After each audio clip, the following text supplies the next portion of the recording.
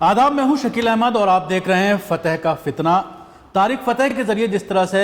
بھارت میں منافرت پھیلائی جا رہی ہے اور جس طرح سے اسلام کو بدنام کرنے کی کوشش کی جا رہی ہے، اسی پر کافی کام کر چکے ہیں۔ ہمارے ساتھ مولانا یاسر ندیم الواجدی صاحب ہیں جو یو ایس اے میں رہتے ہیں اور تقریباً 8 ایپیسوڈ طارق فتح کے اوپر وہ کر چکے ہیں، جس میں انہوں نے اسلامی رو سے، اسلامی قرآن اور حدیث سے ثابت کرنے کی کوشش کی ہے کہ جو طارق فتح باتیں کرتا ہے، جو اسلام پر الزامات لگاتا ہے، اس کے جواب دینے کی کوشش کی ہے۔ سواگت ہے آپ کا اسٹوڈیو میں مولانا۔ جس طرح سے آپ نے 8 ایپیسوڈ کیے ہیں سرجیکل اسٹرائک کے نام سے، تو کس طرح سے آپ نے اس کو جواب دینے کی کوشش کی ہے؟ اصل میں ہوتا یہ تھا کہ جب میں نے سب سے پہلے ہم نے سرجیکل اسٹرائک کا جو سلسلہ شروع کیا تھا، یہ اس وقت تھا جب پرسنل لا کا ایشو گرم تھا، تو 5 قسطیں سرجیکل اسٹرائک کی اسی سے ریلیٹڈ ہیں۔ اس کے بعد آخری کی جو 3 قسطیں ہیں وہ طارق فتح کے شو سے متعلق ہیں۔ اس میں ہوتا یہ تھا کہ جب اس کا کوئی شو آتا تھا تو اس میں جو بھی اعتراضات ایسے ہوتے تھے اسلام کے خلاف، مسلمانوں کے خلاف، کہ جن کا جواب صحیح طریقے سے پینلسٹ نے نہیں دیا، میں ان کو پک کرتا تھا اور ان کا تاریخی اعتبار سے، علمی اعتبار سے، اسلامی اعتبار سے ان کا جواب دیا جاتا تھا۔ تو اس کا میتھڈ یہی تھا۔ جس طرح سے آپ نے بہت ہی باریکی سے طارق فتح کو دیکھا ہوگا، تو کس طرح کی باتیں وہ اٹھانے کی کوشش کرتا ہے؟ دراصل طارق فتح کی ایک ذہنیت ہے، اور وہ ذہنیت یہ ہے کہ وہ جب مسلمانوں کے سامنے بیٹھتا ہے اور ان کے ساتھ کویشچن آنسر کرتا ہے تو وہ چاہتا ہے کہ آپ آؤٹ ریجڈ ہو جائیں، وہ چاہتا ہے کہ آپ غصے میں تل ملا جائیں۔ تو وہ کبھی بھی کسی ایک ٹاپک کے اوپر آپ سے بحث نہیں کرے گا، وہ اسلام کے اوپر مسلمانوں کی لائف کو سامنے رکھ کر اعتراض کرتا ہے، تاریخی اعتبار سے اعتراض کرتا ہے۔ یعنی اس کو اسلام میں پرابلم اس لیے لگتی ہے چونکہ اورنگزیب میں پرابلم تھی، اس کو اسلام میں پرابلم اس لیے لگتی ہے چونکہ محمد بن قاسم میں پرابلم تھی۔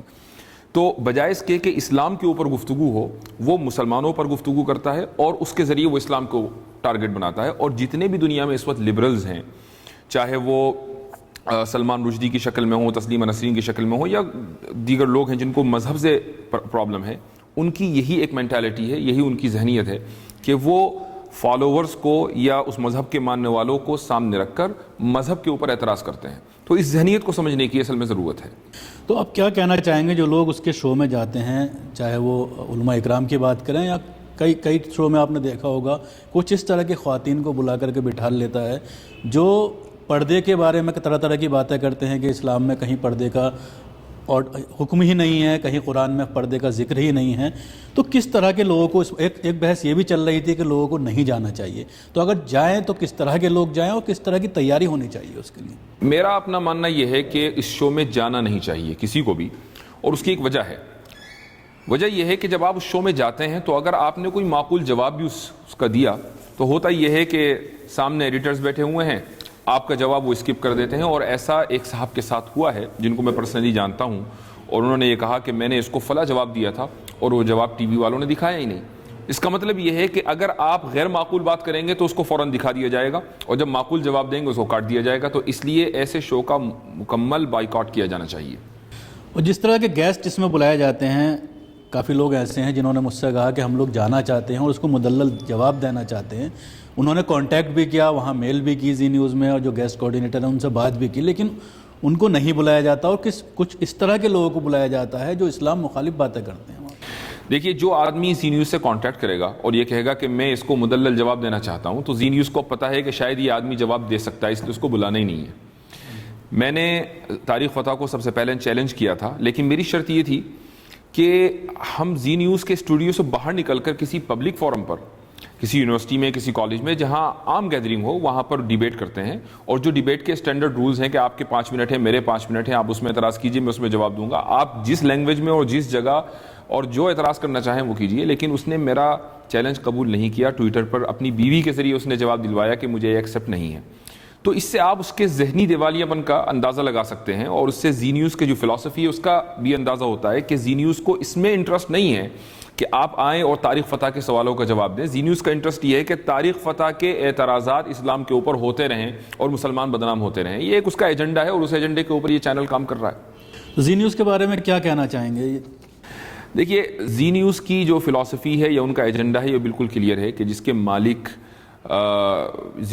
بی جے پی کی طرف سے ایم پی ہوں، اور جس کی جو ریٹرک ہے, اس کی جو لینگویج ہے, وہ سال ہر سال سے ہم دیکھ رہے ہیں کہ وہ اسلام کے خلاف ہے, مسلمانوں کے خلاف ہے, اور فرقہ واریت یہ چینل پھیلا رہا ہے, اور یہ پیغام دینے کی کوشش کر رہا ہے کہ مسلمان ہندوؤں کے خلاف ہیں اور مسلمان گویا کہ ایک جنگ کی تیاری کر رہے ہیں ہندوؤں کے خلاف. تو اس طرح کی ریٹرک اور اس طرح کا نیریٹو کے اوپر یہ چینل کام کر رہا ہے, اور اس تعلق سے جو براڈ کاسٹنگ انسٹیٹیوشنز ہیں, ہمارے ملک کے ادارے ہیں, منسٹریز ہیں, ان کو فوری طور پر نوٹس لینا چاہیے, چونکہ یہ ملک گنگا جمنی تہذیب کا ملک ہے, اور اس میں کوئی بھی ایسا ایلیمنٹ یا کوئی بھی ایسا ادارہ, کوئی بھی ایسا شخص یا چینل اگر اس گنگا جمنی تہذیب کو تباہ کرنے کی کوشش کرے گا تو اس کے نقصانات بہت تباہ کن ہوں گے. دیکھیے, ہندوستان میں یہ کوئی پہلا موقع نہیں ہے جب اس طرح کے لوگوں کو یہاں پر آزادی دی گئی ہو سرکاروں کے دوارا. ابھی تو بی جے پی کی سرکار ہے, لیکن اس سے پہلے کی اگر بات کریں, تسلیمہ نسرین کا ہمیشہ استعمال ہوتا رہا ہے, سلمان رشدی کا ہمیشہ استعمال ہوتا رہا ہے, اور مسلمان اس پر کئی دفعہ اعتراض بھی کیا ہے کہ اس کو ویزا کس طرح سے ملتا ہے, ویزے ایکسٹینڈ ہوتے ہیں, اور کوشش یہ بھی کی جاتی ہے کسی طرح سے ان کو شہریت دے دی جائے. تو سرکار چاہے کسی کی بھی ہو, لیکن مسلمانوں کے ساتھ سب کا سلوک جو ہے یہ اکثر دیکھنے میں آتا ہے. اصل میں ایسا ہے کہ اس طرح کے جو سینسٹیو ایشوز ہیں, ایک تو یہ کہ ہم نے تسلیمہ نسرین کے معاملے میں اس کو جس طریقے سے ٹیکل کرنا چاہیے نہیں کیا. تاریخ پتہ کے معاملے میں الحمدللہ امت نے بیداری دکھائی ہے, اور اس کو جس طریقے سے لے کر چلنا چاہیے قانونی اعتبار سے, علمی اعتبار سے, وہ لے کر چلے ہیں. ہوتا یہ ہے کہ اس ملک میں, ہندوستان میں, فریڈم آف ایکسپریشن ایک بہت بڑی چیز ہے, اور ہمیں اس پر فخر ہے کہ ہمیں اس ملک میں بولنے, کہنے اور سننے کی آزادی ہے. لیکن فریڈم آف ایکسپریشن کی بھی ایک لمٹ ہے. 1953 میں سپریم کورٹ کی ایک رولنگ ہے کہ اگر فریڈم آف ایکسپریشن کا استعمال کرتے ہوئے آپ کسی کمیونٹی اور کسی مذہب کے ماننے والوں کی دل آزاری کرتے ہیں تو یہ فریڈم آف ایکسپریشن میں نہیں آتا ہے, اور آپ کے خلاف FIR لانچ ہو سکتی ہے, آپ کے خلاف کرمنل کورٹ میں کیس چل سکتا ہے. تو یہ 1953 کی رولنگ ہے. انفیکٹ ایک میگزین نکلا کرتی تھی اس زمانے میں مہاراشٹر سے, گورکشک جس کا نام تھا, اور اس میگزین میں مسلمانوں کے خلاف ایک آرٹیکل چھپا تھا, اور اس وقت مسلمانوں نے یہ کوشش کی کہ میگزین کے مالک کے خلاف FIR ہو, اور نچلی کورٹ سے لے کر سیشن کورٹ, ڈسٹرکٹ کورٹ, اور آخر تک ہائی کورٹ اور سپریم کورٹ تک کے وہ کیس چلا, اور آخر میں جا کر سپریم کورٹ نے فریڈم آف ایکسپریشن کو ڈیفائن کیا کہ اس کا مطلب یہ نہیں ہے کہ آپ کی جو مرضی ہو آپ کہیں اور کسی بھی کمیونٹی کی دل آزاری کریں, بلکہ اس کی بھی ایک لمٹ ہے. تو جب آپ اس چیز کو سمجھیں گے, یہ رولنگز اور یہ لاز آپ کے سامنے ہوں گے, اور اس کو لے کر آپ چلیں گے, تو آپ یقینی طور پر کامیاب ہو سکتے ہیں. تو الحمدللہ ہماری یہ جو مہم تاریخ فتح کے خلاف چلی ہے, اور ہم دیکھ رہے ہیں کہ ماشاءاللہ پورے ہندوستان میں وہ کامیاب رہی اور اس کا اثر دکھ رہا ہے, اس کی وجہ یہی ہے کہ ہم نے سڑکوں پر احتجاج سے گریز کیا. ہم نے سوچا کہ بھئی اس کو علمی جواب دینا ہے, اور قانونی اعتبار سے قانونی دائرے میں رہ کر اس کے خلاف کارروائی کرنی ہے. تو الحمدللہ اس کا نتیجہ سامنے دکھ رہا ہے. فریڈم ایکسپریشن کی آپ نے بات کی, تو فریڈم ایکسپریشن کے معاملے میں سرکار کے دوہرے رویے سامنے آتے ہیں. اویسی برادران اگر کوئی بات کرتے ہیں تو ان کو جیل بھیج دیا جاتا ہے, جس طرح سے اکبر اویسی کے ساتھ پچھلے دنوں تقریباً 2 سال پہلے اس طرح کا معاملہ آیا. اس کے علاوہ کئی بار ایسا ہوتا ہے کہ ریلیز میں بولنے کی اجازت نہیں دی جاتی ہے اس طرح کے لیڈران کو. لیکن وہیں دوسرا معاملہ اگر اس طرح کا آتا ہے تو اس میں سرکار کھلا چھوٹ دیتی ہے. اس میں کوئی شک نہیں ہے, اور اس کی وجہ یہ ہے کہ مسلمانوں نے اپنی کوئی لابی نہیں بنائی. اور ہوتا یہ ہے کہ مختلف سیاسی جماعتوں میں مسلم لیڈران ضرور ہوتے ہیں, لیکن بجائے اس کے کہ وہ مسلم مسائل پر گفتگو کریں, وہ اپنی پارٹی کے ایشوز پر گفتگو کرتے ہیں, اور اپنی پارٹی کے ساتھ ان کی لائلٹی زیادہ ہوتی ہے اپنی مسلم کمیونٹی کے مقابلے میں. یہی وجہ ہے کہ ہم کسی بھی طرح کا پریشر ڈالنے میں ناکام ہو جاتے ہیں, چاہے وہ کانگریس کی حکومت ہو کہ بی جے پی کی حکومت ہو یا اسٹیٹ میں ایس پی اور بی ایس پی کی حکومت ہو. چونکہ ہمارے جو اپنے مسلم ممبران ہیں, وہ MLA ہوں یا MPs ہوں, وہ مسلم کمیونٹی کو ریپرزینٹ کرتے ہی نہیں. تو یہی وجہ ہے کہ ہم کسی بھی ایشو کے اوپر گورنمنٹ کو پریشرائز نہیں کر سکتے, اور ہم پھر گورنمنٹ کا ڈبل اسٹینڈرڈ دیکھتے ہیں. آپ جس طرح سے اس پہ پوری ایک مہم چلا رہے ہیں, ٹویٹر اور فیس بک پہ آپ نے مہم چلائی تھی, تو اس کا ریسپانس کیسا رہا, اور آپ کی لڑائی ابھی تک کہاں تک پہنچی ہے؟ FIR بھی درج کرائی گئی ہیں, تو کہاں تک پوری یہ معاملہ پہنچا ہے؟ الحمدللہ ہم نے اس کے خلاف سب سے پہلی جو مہم چلائی ہے ٹویٹر پر مہم چلائی. یہ کہہ لیجئے کہ یہ ایک ڈیجیٹل احتجاج تھا جو غالباً مسلم کمیونٹی کی طرف سے سب سے پہلے کیا گیا, اور 14 فروری کو یہ مہم چلی, اور الحمدللہ ہمارا جو ٹرینڈ تھا بین فتح کا فتویٰ, یہ نمبر 6 پر رجسٹرڈ رہا. اس کے بعد ہم نے دوبارہ 4-5 دن کے بعد مہم چلائی, جس میں تقریباً 95,000 ٹویٹس ہوئیں تاریخ فتح کے خلاف, جس کا ہیش ٹیگ تھا اریسٹ تاریخ فتح. تو یہ 2 کامیاب مہم چلی ہیں جس میں ہزاروں لوگوں نے شرکت کی ہے اور اس سے ایک بہت ہی مثبت نتیجہ نکلا، یہاں تک کہ طارق فتح ڈیفینسو پوزیشن میں آ گیا اور اس نے پھر ہمارے خلاف ہیش ٹیگ چلائے اور اس نے ہمارے خلاف ٹویٹس کی. اس سے اندازہ ہوتا ہے کہ طارق فتح نے اس کو کتنا سیریس لیا. بلکہ ہوا یہ کہ اس مہم سے پہلے وہ اپنی ٹویٹس کے اندر بہت بد احتیاطی کرتا تھا، مسلمانوں کے خلاف کھلم کھلا اسلام کے خلاف بولنا. لیکن جب ہم نے یہ 2 مہم چلائیں اور ہمارے لوگ طارق فتح کے خلاف دن رات لگ گئے تو اس نے اپنی ٹویٹس کے اندر بہت احتیاط کا مظاہرہ کرنا شروع کر دیا کہ کوئی ایسی بات نہ کہیں جس سے اس کی پکڑ ہو جائے. تو یہ الحمدللہ اس کا رزلٹ نکلا. اس کے خلاف 2 FIR یو پی میں لانچ ہوئی ہیں. ایک ہائی کورٹ میں سول کیس اس کے خلاف چل رہا ہے دہلی میں، جس کی جو اب اگلی تاریخ ہے وہ 1 مئی ہے. اور دوسرے علاقوں میں بھی کمپلین ہوئی ہیں، وہ FIR میں کنورٹ نہیں ہوئی ہیں. مہاراشٹر میں کوشش ہو رہی ہے اور پنجاب میں. جس طرح سے یہ سوشل میڈیا کا زمانہ ہے، الیکٹرانک میڈیا کا زمانہ ہے، اس میں اگر ہم دیکھتے ہیں، آپ کیونکہ USA میں رہتے ہیں اور یہ ساری چیزوں کو جانتے ہیں سمجھتے ہیں، لیکن ہندوستان میں جب اس طرح کا کوئی معاملہ آتا ہے تو مسلمان سڑکوں پر آنے کی کوشش کرتے ہیں. لیکن ہونا یہ چاہیے اگر اس طرح کی کوئی چیز ہے تو اس کو اسی کی زبان میں جو ہے جواب دینا چاہیے. اصل میں بعض مرتبہ یہ بھی ہوتا ہے کہ حکومت خود چاہتی ہے کہ آپ سڑکوں پر آئیں. ہمارے ساتھ کچھ یہی ہوا کہ جب ہم نے ایک جگہ کمپلین کرانے کی کوشش کی، FIR کرانے کی کوشش کی، تو ہمیں اتھارٹیز کی طرف سے یہ کہا گیا کہ بھئی آپ لوگوں نے کوئی احتجاج تو کیا نہیں ابھی تک. ہم نے کہا بھی ٹویٹر کے اوپر مہم چل رہی ہے، فیس بک پر مہم چل رہی ہے. اس نے کہا کہ یہ کاؤنٹ نہیں ہوتا، آپ سڑکوں پر ذرا احتجاج کریں، اپنا نمبر دکھائیں، اپنی تعداد دکھائیں، تب جا کر حکومت کے اوپر دباؤ پڑتا ہے. اس کا مطلب یہ ہے کہ حکومت خود اپنی پبلک کا یہ مزاج بنانا چاہتی ہے کہ آپ سڑکوں پر توڑ پھوڑ کرتے رہیں اور اس طریقے سے آپ ہمیں پریشرائز کریں تو ہم آپ کے حق میں بولیں گے. ہندوستان میں جس طرح سے اتنی بڑی آبادی ہے مسلمانوں کی، لیکن اگر دیکھا جائے تو اپنا کوئی میڈیا ہاؤس نہیں ہے. خاص طور سے الیکٹرانک میڈیا کی بات کرتے ہیں یا ابھی جس طرح سے سوشل میڈیا کا ٹائم ہے اور YouTube چینلز بہت سارے چل رہے ہیں، تو اس میں اس طرح کی کوئی چیزیں مسلمانوں کے ذریعے کھڑی نہیں کی جا رہی ہیں. اور جس طرح سے آپ حالات ابھی اتر پردیش میں دیکھ رہے ہیں، جس طرح کے رزلٹ آئے ہیں، تو کس طرح کی تیاری مسلمانوں کو کرنی چاہیے؟ اصل میں سب سے پہلی بات تو یہ ہے کہ ہم یہ فکر چھوڑ دیں کہ ہمارا اپنا کوئی میڈیا ہاؤس ہو اور ہم نیشنل چینل ہمارا اپنا کوئی ہو. اس کی فکر چھوڑ دیں. اگر ہو جائے تو بہت اچھی بات ہے، لیکن بہت سے لوگ اس لیے اقدام نہیں کر پاتے کہ اس کے لیے آپ کو اتنی رقم جٹانی ہے، آپ کو اتنے ریسورسز لانے ہیں، اتنے افراد لانے ہیں، تب جا کر آپ کا ایک چینل چلے گا. اور بعض مرتبہ کچھ لوگوں نے کوشش بھی کی کہ کچھ چینل قائم ہو جائیں، لیکن وہ زیادہ ڈیوریشن تک چل نہیں پائے. آج کے دور میں جب ٹیکنالوجی اتنی ایڈوانس ہو چکی ہے کہ آپ اپنے فون کے ذریعے چینل بنا سکتے ہیں، لائیو اسٹریمنگ کر سکتے ہیں،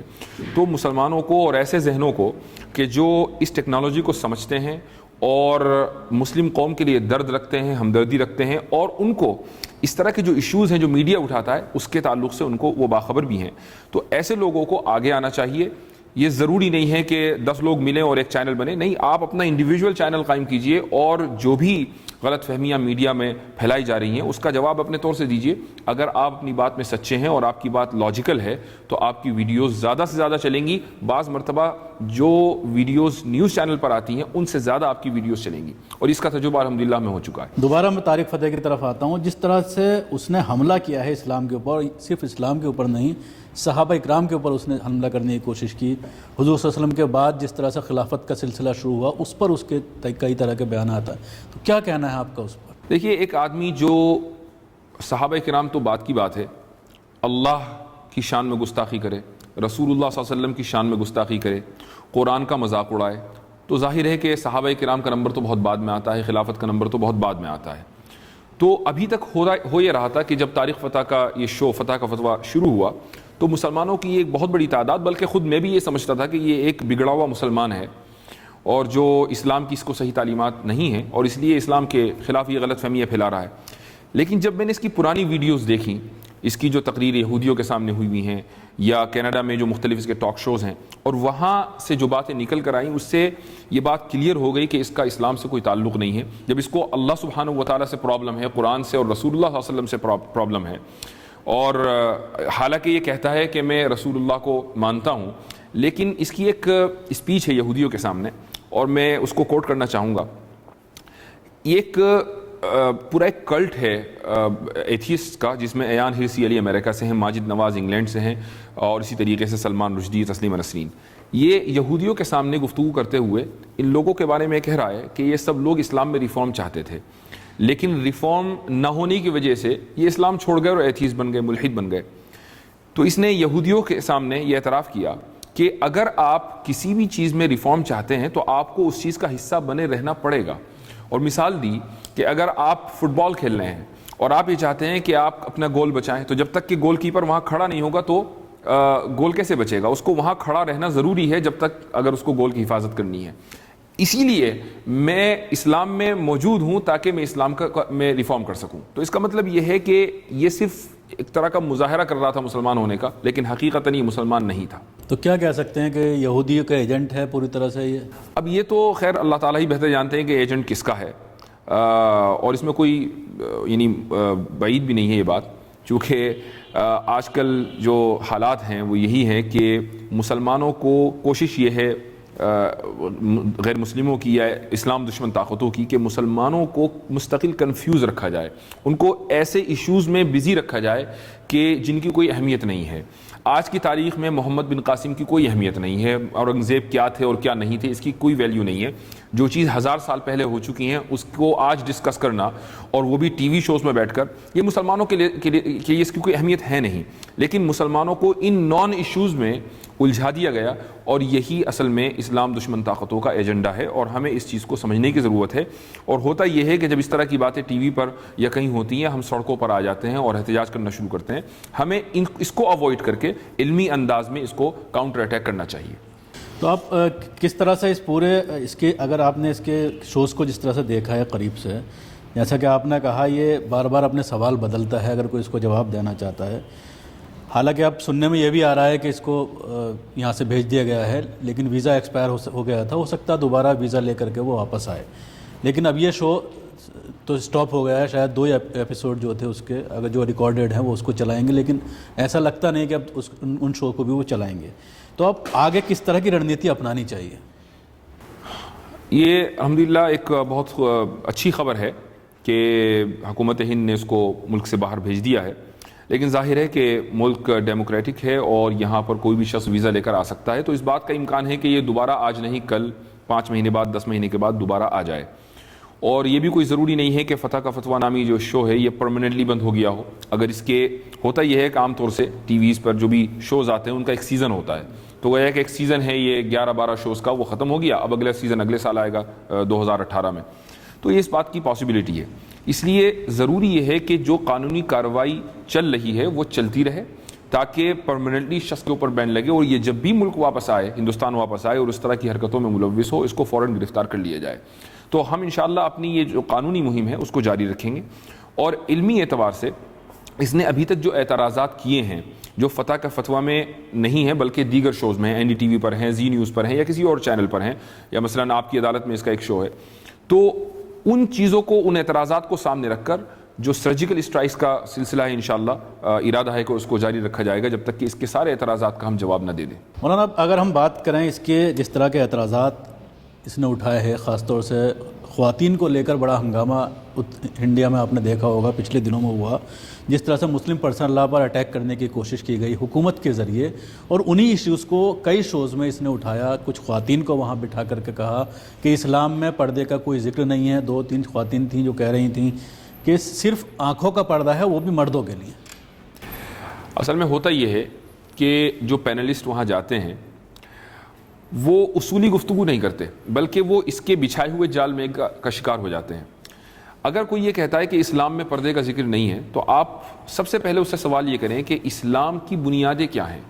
اگر وہ یہ کہے کہ صرف قرآن ہے تو ظاہر ہے کہ یہ بنیادی طور پر غلط ہے. قرآن اور سنت یہ 2 مین بنیادیں ہیں، اور اس کے بعد پھر 2 اور چیزیں آتی ہیں جس کو ہم انگلش میں کنسنسس اور اسی طریقے سے انالوجی کہتے ہیں، اجماع اور قیاس. جب ہم نے یہ 4 چیزیں بنیاد مان لی اسلام کی، اور پورا اسلام ان 4 کونوں اور 4 پایوں پر ٹکا ہوا ہے، تو آپ یہ کہیں کہ نہیں برقعے کی دلیل مجھے قرآن سے چاہیے، تو یہ ایک واہیات بات ہے. تو ہوتا یہ ہے کہ اب جب سوال ہوتا ہے تاریخ فتح کی طرف سے کہ قرآن میں دکھائیں برقع کہاں ہے، قرآن میں تو برقع نہیں ہے. قرآن میں ماڈسٹی کا حکم ہے، قرآن میں حیا کا حکم ہے، قرآن میں غض بصر یعنی آنکھیں نیچی کرنے کا حکم ہے، لیکن قرآن میں ایسی بہت سی چیزیں ہیں جس کی تفصیل حدیث کے اندر آئی ہے۔ نماز میں کتنی رکعتیں ہیں اس کی تفصیل قرآن میں نہیں ہے بلکہ وہ حدیث میں ہے۔ تو جب آپ یہ اصولی گفتگو کریں گے کہ ہمیں قرآن کے ساتھ سنت کو لے کر چلنا ہے اور یہ دو چیزیں شریعت کی بنیاد ہیں، تب آپ اپنے آرگیومنٹ میں کامیاب ہو سکتے ہیں۔ یہی وجہ ہے کہ طارق فتح جب یہ آرگیومنٹ سنے گا تو وہ فوراً یہ کہتا ہے کہ اسلام شریعت کوئی چیز ہے ہی نہیں۔ اب اس کا جواب آپ قرآن سے دیجئے، ثم جعلناک علی شریعۃ، قرآن میں لفظ شریعت موجود ہے، اگر شریعت کی کوئی حقیقت نہیں ہے تو قرآن میں اس کا ذکر کیسے آیا؟ تو یہ اصولی گفتگو جب آپ کریں گے تبھی آپ اس کے آرگیومنٹس کا جواب دے سکتے ہیں۔ ہم ہوتا یہ ہے کہ اس کے سوال میں کے ذریعے جو اس نے جال پھیلایا اس میں پھنس جاتے ہیں اور جواب نہیں دے پاتے۔ ہندوستان میں ایک پڑھے لکھے لوگوں کا کچھ ایسا ایک گروپ نکل کر سامنے آ رہا ہے جو حدیث کا بالکل منکر ہے، کیا کہیں گے اس کے بارے میں؟ اس کی ایک وجہ ہے، دیکھیے قرآن کریم کو اگر حدیث سے آپ سیپریٹ کر دیں، اس کا مطلب یہ ہے کہ قرآن کی جو انٹرپریٹیشن ہے جو رسول اللہ صلی اللہ علیہ وسلم نے کی ہے اور جس کے بغیر قرآن کریم کو نہیں سمجھا جا سکتا، آپ نے اس انٹرپریٹیشن کو سائیڈ لائن کر دیا۔ اب قرآن کی کوئی نہ کوئی انٹرپریٹیشن تو ہوگی، اب جب آپ نے حدیث کو سائیڈ لائن کر دیا، رسول اللہ کی انٹرپریٹیشن کو سائیڈ لائن کر دیا، تو آپ قرآن کو خود انٹرپریٹ کریں گے، خود سمجھنے اور سمجھانے کی کوشش کریں گے، اور اس کے پیچھے دراصل مقصد ہے ماڈرنٹی، آزاد خیالی، اور اسلام نے جو آپ کے اوپر حدود و قیود لگائی ہیں ان حدود و قیود سے آزاد ہونا، یہ اس کا مقصد ہے۔ تو منکرین حدیث کا یہ فتنہ کوئی نیا نہیں ہے، بلکہ گزشتہ تقریباً 100 سالوں سے یہ چل رہا ہے، اور اس میں یعنی ہمیں افسوس کے ساتھ کہنا پڑتا ہے کہ اس میں ترقی ہی ہو رہی ہے۔ طارق فتح جیسے لوگ دراصل اسی فتنے کا شکار ہو کر اس حد تک پہنچے ہیں، اور ایسے لوگ، طارق فتح کو تو ایک پلیٹ فارم مل گیا زی نیوز کا، گلی گلی اور شہر شہر ایسے بہت سارے لوگ ہیں۔ میں جس شہر سے آتا ہوں دیوبند سے، وہاں پر 2-4 لوگ ایسے ہیں جو بڑے کھلم منکرین حدیث ہیں، اور اپنی چوپالوں میں اور بیٹھکوں میں بیٹھ کر وہ اسلام کا، دین کا، حدیث کا اور رسول اللہ کی سنتوں کا مذاق اڑاتے ہیں۔ تو اور یہ سب دارالعلوم دیوبند کے قریب اور اس کے زیر سایہ ہوتا ہے۔ یہ میں یہ نہیں کہہ رہا ہوں کہ دارالعلوم خدا نخواستہ اس کو انڈورس کرتا ہے، لیکن اس طرح کے لوگ، چونکہ وہ شہر ہے تو شہر میں ہر طرح کے لوگ ہوتے ہیں، تو کہنے کا مقصد یہ ہے کہ طارق فتح کی جو فکر ہے وہ کوئی نئی نہیں ہے، بلکہ جگہ جگہ قصبوں، گلیوں اور شہروں کے اندر یہ فکر موجود ہے، اور علماء کی یہ ذمہ داری ہے کہ اس کو آج کی زبان میں اور آج کے اسلوب میں لاجیکلی اس کو ریفیوٹ کریں، تبھی کامیاب ہو سکتے ہیں، ورنہ کامیاب نہیں ہو سکتے۔ ایک دوسرا معاملہ وہ اٹھاتا ہے 3 طلاق کا، کہ ایک ہی میٹنگ میں 3 طلاق دینا یہ کہیں سے بھی ثابت نہیں ہے اسلام میں، اور اس کو لے کر طرح طرح کے حملے کیے جا رہے ہیں۔ خود ہمارے پرائم منسٹر نے اس پر کہا کہ عورتوں کو ان کا حق ہم دلا کر رہیں گے۔ الیکشن سے پہلے اس کو مدعا بنانے کی کوشش کی گئی اتر پردیش میں کہ اگر ہماری سرکار آتی ہے تو اس کے بعد ہم ریفارم کرائیں گے اور مہیلاؤں سے بات کریں گے، ان سے پوچھیں گے کیا وہ اس کو ختم کرنا چاہتی ہیں۔ دیکھیے عیسائیت ایک واحد مذہب ہے جس میں 3 کو 3 نہیں 1 کہا جاتا ہے، تو یہ ایک کمپلیٹلی لاجیکل بات ہے کہ نہیں 3 طلاق 3 نہیں ہے، وہ 1 ہیں۔ جب آپ نے 3 کا لفظ بولا تو اس کا 3 ہی معنی ہوں گے، تو یہ چیز اصل میں اب آپ یہ کہنے لگے کہ ہمیں ایک یہ جو بالکل ایک لاجیکل بات ہے، ایک ایسی کامن سینس والی بات ہے، مجھے آپ قرآن سے دکھائیے۔ تو اس طرح کا مطالبہ یہ خود ایک اپنے میں لاجیکل ہے کہ جب ایک چیز کامن سینس کے مطابق ہے تو قرآن کریم میں اس کے تذکرے کی ضرورت ہی نہیں ہے۔ رہی بات کہ قرآن کریم میں 3 طلاقوں کا ذکر ہے یا نہیں، سورہ بقرہ میں قرآن کریم میں 3 طلاقوں کا ذکر ہے، ہاں ایک مجلس میں 3 طلاق کا ذکر نہیں ہے۔ اور جیسے میں نے کہا کہ شریعت کی بنیاد صرف قرآن نہیں ہے، سنت ہے، اجماع جس کو ہم کنسنسس کہتے ہیں، اسی طریقے سے نالوجی، اجماع میں اس کا ذکر ملتا ہے کہ 3 طلاقوں کو ایک مجلس میں 3 طلاق مانا گیا ہے۔ تو شریعت کو آپ ایک زاویے سے یا ایک طرف سے نہیں دیکھ سکتے، بلکہ آپ اگر شریعت پر عمل کرنا چاہتے ہیں تو آپ کو پورا پیکج لینا پڑے گا، آپ پک اینڈ چوز نہیں کر سکتے۔ ایک بہت بڑا خواتین کا تقریباً 50 خواتین ایسی ہیں جو سپریم کورٹ اس پورے معاملے کو لے کر گئی ہیں، اور اسی کو آدھار بنا کر کے سرکار نے سپریم کورٹ میں اپنا جواب بھی داخل کیا ہے، لوگوں سے رائے بھی لی گئی لاء کمیشن کے ذریعے۔ تو کس طرح آپ اس کو پورا دیکھتے ہیں جس طرح سے خواتین خود کورٹ جا رہی ہیں اور وہ کہہ رہی ہیں کہ 3 طلاق والا معاملہ اور 4 شادیوں والا معاملہ، جس طرح 4 شادیاں کرتے ہیں، اس کو پوری طرح سے بین کیا جانا چاہیے، مسلم پرسنل لاء سے اس کو ہٹانا چاہیے؟ دیکھیے ان 50 خواتین میں ایک بہت بڑی تعداد تو ایسی ہے کہ جن کو اس طرح کے لوگوں کے ذریعے پلانٹ کیا گیا، اس میں کوئی شک نہیں ہے، چونکہ بہت سی خواتین ایسی ہیں جو ٹی وی پر آتی ہیں جن کے ساتھ خود کچھ نہیں ہوا بلکہ وہ ایکٹیوسٹ ہیں، NGOs چلاتی ہیں۔ تو لیکن کچھ خواتین ایسی بھی ہیں جو بذات خود کورٹس گئی ہیں۔ مجھے حیرت ہے کہ اس ملک کا دانشور طبقہ اور اسی طریقے سے بہت سے جدید تعلیمی یافتہ لوگ، گورنمنٹ ایجنسیز، ان 50 لوگ عورتوں کو تو دیکھ رہی ہے، لیکن اس کے مقابلے میں 3 سے 4 کروڑ جو دستخط مسلم پرسنل لا بورڈ کے ذریعے ہوئے ہیں ان کو مسترد کیا جا رہا ہے، ان کو نظر انداز کیا جا رہا ہے۔ تو اگر یہ ایک جمہوری ملک ہے اور جمہوریت کا بنیادی اصول ہے کہ میجورٹی ونز، تو پھر آپ میجورٹی کو دیکھیں، 3-4 کروڑ لوگوں کی خواہش کو دیکھیں بجائے اس کے کہ آپ 50 لوگوں کی یا 50 عورتوں کی خواہش پر نظر رکھیں۔ ایک اور حملہ اس نے ابھی کل میں دیکھ رہا تھا، BBC میں گیا تھا، تو وہاں پر وہ سیدھا طرح سے آپ صلی اللہ علیہ وسلم کے بعد جس طرح سے خلافت کو لے کر بات چلی، اس کے بعد بیعت کی گئی ہے ابو بکر صدیق کے ہاتھ پر، تو اس کو لے کر اس کا یہ کہنا ہے کہ ان کے وفات کے بعد سے ہی اسلام میں شخصیت پرستی آ گئی، اور جس طرح سے انصار اور مہاجر جو ہے آپس میں اس چیز کو لے کر لڑے اور 18 گھنٹے تک آپ صلی اللہ علیہ وسلم کی جسد مبارک جو ہے وہ رکھا رہا، اس طرح کے اعتراضات وہ کرتا ہے۔ سب سے پہلا جواب یہ ہے کہ اگر کسی شخص کا انتقال ہوتا ہے تو اس کی تدفین اور اس تکفین کی ذمہ داری اس کے خاندان پر ہوتی ہے۔ حضرت علی رضی اللہ عنہ نے حضرت ابوبکر صدیق رضی اللہ عنہ سے بیعت میں جو تاخیر کی تھی وہ اس لیے کی تھی کہ وہ آپ صلی اللہ علیہ وسلم کی تجہیز و تکفین میں بزی تھے۔ تو اگر الزام کسی پر آئے، اول تو ایسا کوئی الزام ہے نہیں، ہمارے یہاں ہم ہر روز مشاہدہ کرتے ہیں کہ بعض مرتبہ میت 18 نہیں 2 دن تک رکھی رہتی ہے کسی کے انتظار میں، کسی اہم شخص کے آنے کے انتظار میں یا کسی کام کے۔ تو اگر اس معاملے میں کسی پر الزام ہو سکتا ہے تو وہ حضرت علی رضی اللہ عنہ پر ہونا چاہیے، نہ کہ حضرت ابوبکر صدیق رضی اللہ عنہ پر۔ وہ تو اہل خانہ میں سے نہیں ہے، تجہیز و تکفین کی ذمہ داری تو اہل خانہ کی تھی۔ تو حضرت ابوبکر ایک بات، دوسری بات یہ ہے کہ اگر اسلام میں شخصیت پرستی کا آغاز حضرت ابوبکر صدیق سے ہوتا تو حضرت ابوبکر صدیق کے بعد خلیفہ ان کے بیٹے بنتے، حضرت عمر نہ بنتے، اور حضرت عمر کے بعد ان کے بیٹے عبداللہ ابن عمر بنتے، حالانکہ وہ شورا میں شامل تھے، جو 6 نفری شورا تھی جس نے اگلا امیر منتخب کیا۔ اور عبداللہ ابن عمر رضی اللہ عنہ کے بارے میں حضرت عمر کی یہ تاکید تھی کہ یہ امیر المؤمنین نہیں بنیں گے، عمر کے خاندان کے لیے ایک ہی خلیفہ کافی ہے، دوسرا خلیفہ کی یہ خاندان اس کو برداشت نہیں کر پائے گا۔ تو اس لیے ابن عمر رضی اللہ عنہ کے بارے میں حضرت عمر کی وصیت تھی کہ یہ خلیفہ نہیں بنیں گے، ہاں یہ اس پینل میں شریک ضرور رہیں گے جو اگلے خلیفہ کا انتخاب کرے گا۔ تو یہ ایک نہایت واہیات اور جہالت پر مبنی الزام ہے کہ حضرت ابوبکر صدیق رضی اللہ عنہ سے شخصیت پرستی کا آغاز ہوا، اور اگر حضرت ابوبکر صدیق اور حضرت علی رضی اللہ عنہ کے درمیان کوئی ایسی بات ہوتی تو حضرت علی 4تھے خلیفہ راشد نہ بنتے، کبھی نہ بن پاتے۔ لیکن جب ہم اپنی زرعی تاریخ دیکھتے ہیں اور سنہرا سلسلہ دیکھتے ہیں تو حضرت ابوبکر صدیق کے بعد حضرت عمر، حضرت عثمان، اور اس کے بعد حضرت علی رضی اللہ عنہ خلیفہ بنتے ہیں۔ اس کے بعد ہندوستان کے جو بادشاہ ہیں، مسلم بادشاہ، ان کے اوپر کئی طرح کے اعتراضات وہ کرتا ہے۔ بابر کے اوپر اعتراض کرتا ہے کہ قبضہ کر کے وہاں پر مسجد بنائی گئی، بابری مسجد، اور اس کے علاوہ اور بہت سارے بادشاہ ہیں جن کے بارے میں طرح طرح کی باتیں کرتا ہے، ہر وہ مدعا اٹھانے کی کوشش کرتا ہے۔ دیکھیے ایسا ہے کہ جب ہم اپنی ہسٹری میں جاتے ہیں، خصوصاً جب یہاں مسلم حکمراں آئے، تو ایک بہت بڑی تعداد برادران وطن کی ایسی ہے جو اس تعلق سے کنفیوژن کا شکار ہے۔ طارق فتح اصل میں اس مینٹیلٹی کو سمجھ گیا اور اس نے اس کو اگنائٹ کرنے کی اور آگ لگانے کی اس میں کوشش کی۔ ہمیں اصل میں دیکھنا یہ ہے فیکٹس کی بنیاد پر کہ اس زمانے میں نہیں بلکہ آج کے دور میں بھی جنگیں کسی بھی ملک کی اکانومی کا ایک بہت بڑا حصہ ہے۔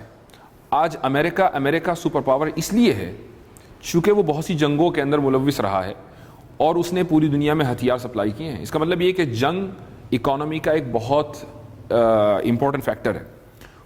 جیسے آج ہے ایسے ہی اس زمانے میں بھی ہوا کرتا تھا۔ اس زمانے میں کوئی ایکسپورٹ امپورٹ نہیں ہوتا تھا، تو یہ جو مسلم حکمراں یا غیر مسلم حکمراں اگر ان کو اکنامیکلی فلورش ہونا ہوتا تو وہ اپنی سرحدیں ایکسپینڈ کرتے، دوسرے علاقوں کے اوپر حملہ کرتے اور وہاں کے جو ریسورسز ہیں اس کو اپنا لیتے۔ تو ایسا ہی کچھ ہوا کہ کچھ مسلم حکمراں ہندوستان میں آئے، ان کا مقصد یہ نہیں تھا کہ وہ تلوار کے ذریعے اسلام کو پھیلائیں گے، چونکہ ان کے آنے سے پہلے اسلام یہاں موجود تھا۔ صحابہ کرام رضی اللہ عنہ کے زمانے میں کیرلا میں اسلام آ چکا تھا، تو ان کا مقصد اسلام پھیلانا نہیں تھا بلکہ اپنی سرحدیں پھیلانی تھی۔ اب جب سرحدیں ایکسپینڈ ہوئیں اور علاقہ ان کی سرحدوں میں، ان کی مملکتوں میں چلا گیا، تو ظاہر ہے کہ ایک نیچرل پروسیس ہے کہ لوگ ان علاقوں کے اندر پھیل جاتے ہیں جن کی بود و باش سے یعنی رہن سہن سے متاثر ہو کر بہت سے لوگ نے اسلام قبول کر لیا۔ تو اس سے یہ کہنا کہ اسلام تلوار کے زور سے پھیلا ہے اور بابر نے اور اکبر نے اور اورنگزیب نے اسلام پھیلایا ہے، تو یہ بالکل غلط ہے۔ اب رہی بات کہ بابر نے ایک جگہ قبضہ لی اور اس کے بعد وہاں مسجد بنائی، یہ آرگیومنٹ بھی بالکل غلط ہے۔ جب ایک آدمی نے اپنی حکومت پورے ملک میں قائم کر لی اور اس حکومت کو اس علاقے کے لوگوں نے قبول کر لیا تو ایک لیجیٹیمیٹ حکومت ہو گئی۔ جب ایک حکومت لیجیٹیمیٹ ہو جاتی ہے تو جو اس کی زمین ہے وہ اس کی ملکیت میں ہے، وہ جہاں چاہے جو بنائے۔ تو اب یہ ایک الگ آرگیومنٹ ہے کہ وہ جگہ مندر کی تھی، مسجد کی تھی، یہ تو کیس ظاہر ہے کہ سپریم کورٹ میں ہے، وہ فیصلہ کرے گا یعنی اس کے فیکٹس کی بنیاد پر، لیکن یہ آرگیومنٹ کہ اس نے ایک جگہ قبضائی اور مسجد بنائی، یہ بالکل غلط ہے۔ شکریہ۔ یہ تھے مولانا یاسر ندیم واجدی صاحب جو بتا رہے تھے کہ کس طرح سے تاریخ فتح ہندوستان میں شر پھیلانے کی کوشش کر رہا ہے اور اس کے ساتھ مسلمانوں کو کس طرح سے پیش آنا چاہیے، کس طرح سے لڑائی لڑنی چاہیے، جس کے لیے آپ قانونی لڑائی بھی لڑ رہے ہیں اور ٹویٹر اور فیس بک پر بھی لڑائی لڑی جا رہی ہے۔ کوشش کی جا رہی ہے کہ اس کو پوری طرح سے ہندوستان سے باہر کیا جائے، اور جس طرح سے وہ شہریت لینے کی کوشش کر رہا ہے تو اس کو اس میں کامیاب نہ ہونے دیا جائے۔ شکریہ۔